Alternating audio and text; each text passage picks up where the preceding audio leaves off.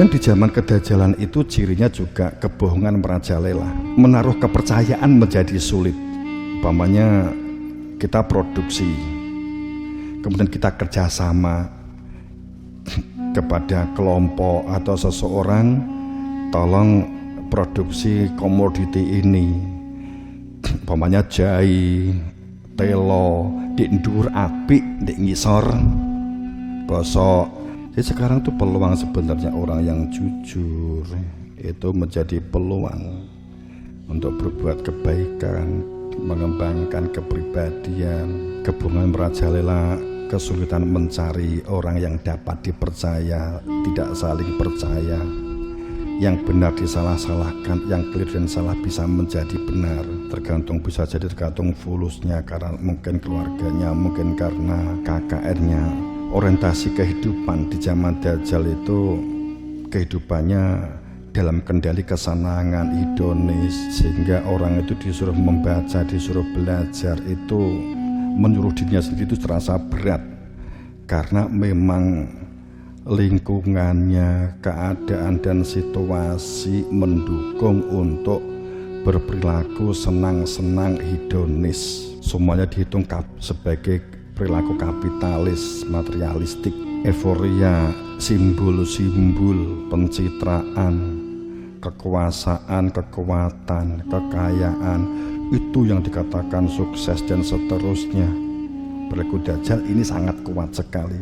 Mencari yang benar itu sangat rancu, sangat samar, tidak jelas siapa pemegang kebenaran.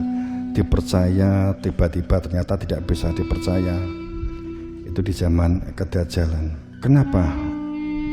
Akibat akumulasi yang menumpuk, bahwa tentang kebenaran malaikat, tentang kebenaran ganjaran, tentang kebenaran surga dan neraka, dosa dan pahala, sebenarnya hujahnya sudah demikian kuat. Laisa bi amaniyikum wala amanil kitab, bahwa al-haq itu min rabbik, bukan laisa, sama sekali bukan hasil dari imajinasi, angan-angan yang kamu ciptakan kemudian kamu tuangkan dalam bentuk tulisan, wal amaniyi, dan juga bukan hasil dari bacaan.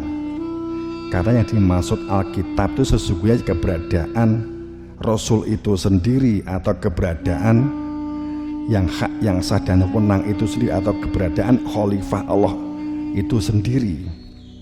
Khalifah itu kan wakil. Wakil itu mengenal yang diwakili, antara wakil dan muwakal itu jelas mengenal sebagai hak, sebagai yang hak, sebagai yang sah, sebagai yang wenang menyampaikan tentang kebenaran. Tahu persis, bukan didasarkan katanya dan jari ini, begitu ya. Keimanan itu bukan berangkat dari intuisi, bukan berangkat dari anggapan wa malau bimin ilm. Segala sesuatunya harus dengan ilmu, tidak dengan prasangka. Saat seseorang itu tidak memiliki ilmu yang menunjukkan keberadaan Tuhan, ilmu itu adalah sesuatu, ilmu itu adalah sesuatu atau alat, ya, alat yang dapat membuka hakikat. Ilmu itu sesuatu yang membuka hakikat, atau sesuatu yang membuka di balik yang tampak kasat.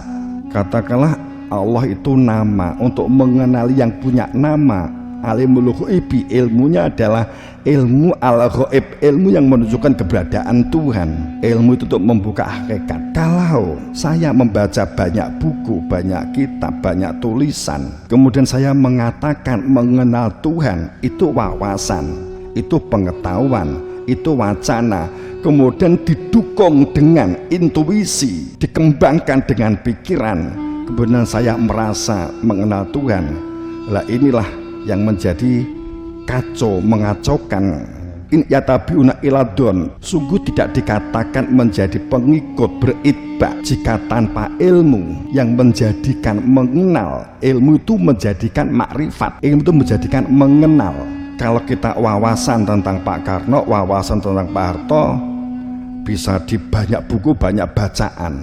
Tapi kalau kita mengenal, bertatap muka, bersalaman, tahu persis, maka itulah menjadi sebuah ilmu mengenal.